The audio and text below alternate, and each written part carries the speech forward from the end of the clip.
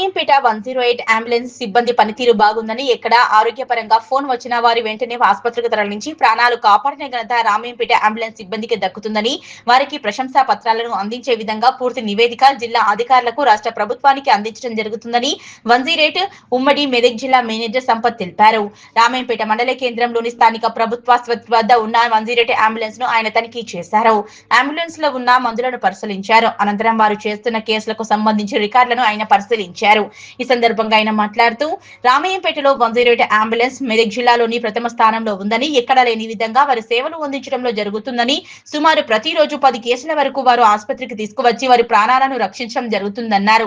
జిల్లాలోని ప్రథమ స్థానంలో ఉన్న రామయ్యంపేట 108 అంబులెన్స్ సిబ్బందికి ప్రశంసా పత్రాలను అందించే విధంగా పూర్తి నివేదికను జిల్లా అధికారులకు, రాష్ట్ర ప్రభుత్వానికి అందించడం జరుగుతుందన్నారు. అదేవిధంగా వేసవికాలం దృష్టిలో పెట్టుకుని వడదెబ్బ బాధితులకు కూడా వైద్యం అందించేందుకు ప్రతి 108 అంబులెన్స్ లో వారికి సంబంధించిన మందులు ఉంచడం జరుగుతుందన్నారు.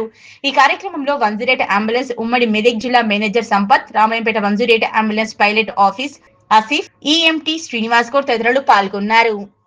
నేను సంగారెడ్డి మెదక్ సిద్దిపేట ప్రోగ్రామ్ మేనేజర్. నా పేరు సంపత్.